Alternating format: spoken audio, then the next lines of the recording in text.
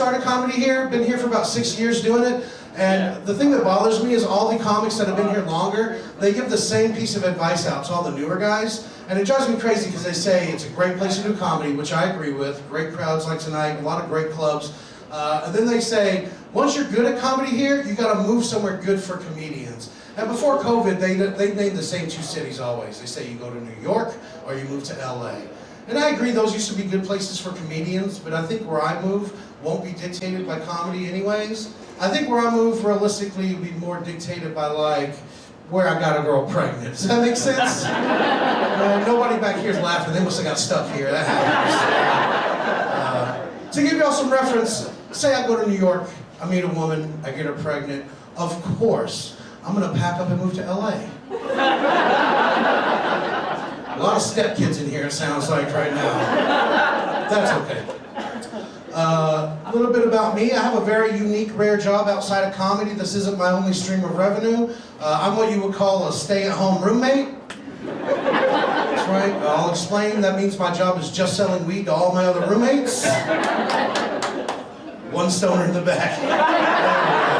Get at me, bro. I got some edibles on deck. What's up? They're strong, though. They're like 100 milligrams and up. I don't fuck around. Yeah, he got too excited for that. I'm kind of scared now.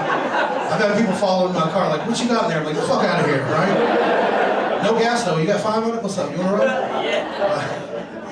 Oh, guys. I ran out of weed the other day. I was sitting on my couch, and I looked down on the ground, and there was a little piece of green bud sitting there. So I picked it up and smoked it.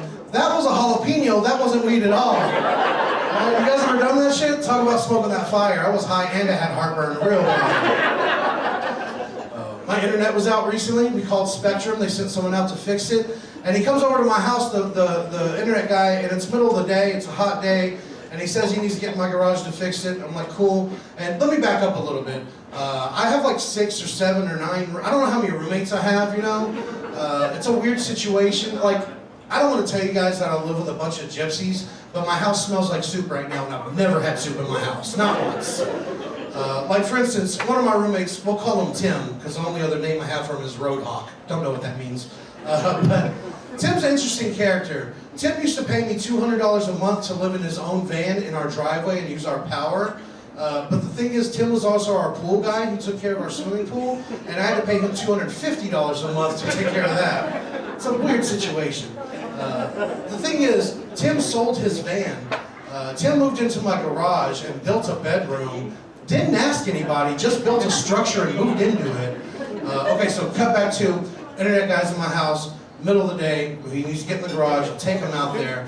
We go out there, and when we get in the garage, Tim is in his bedroom when we go out there. Tim is fully naked when we go out there. Tim is fully hard when we go out there. Tim is fully goddamn jacking off in my hot garage when we go out there.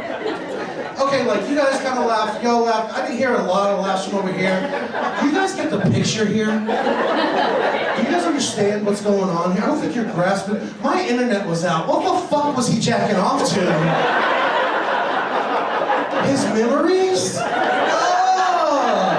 I haven't went analog since the 2010s, bro. That's my roommate. I could be in there. That's not consent. No thanks.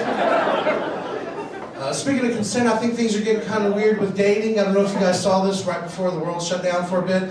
North Carolina passed a new law. They say in North Carolina, once 2 people start a sex act, no matter what it is, kissing, holding hands, once contact is made, it is illegal for either one of those people to withdraw their consent.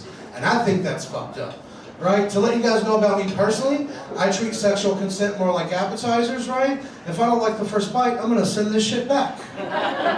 Oh, I know you guys aren't laughing because I look like I've never turned down food or pussy, but I like to think I have options. I'll eat either one. I like that you guys pulled back on that one. You're right for that. You're right. Thank you. I think it's weird too, dating, because I come from a small town here in Texas, and I got a lot of really country dude friends, and I don't mean to write country dudes out, but we all know, everybody in here, we know a country dude, right? Wears a cowboy hat, tight pants and all that. We all know that, like, when they're not around their wife or girlfriend, and they see a beautiful woman, they start saying the grossest shit they can think of, right? And it's like, none of it turns you on. It's like, what are you talking about, right? Like, okay, when the bars opened up, me and a friend I hadn't seen in a few years, we met in Dallas for a drink, and we're sitting there, and this beautiful girl walks by, and he goes, man, look at that. He's like, I'd drink a bucket of her bathwater to get with her. I was like, no, you're gonna get sick. Don't do that shit, right? Another one walks by, and she's in yoga pants, so he's losing his mind, you know? And, right, best invention ever. Anyways, she walks by and he goes, man, I didn't understand this one. He goes, look at that. I'd fill her out like an application.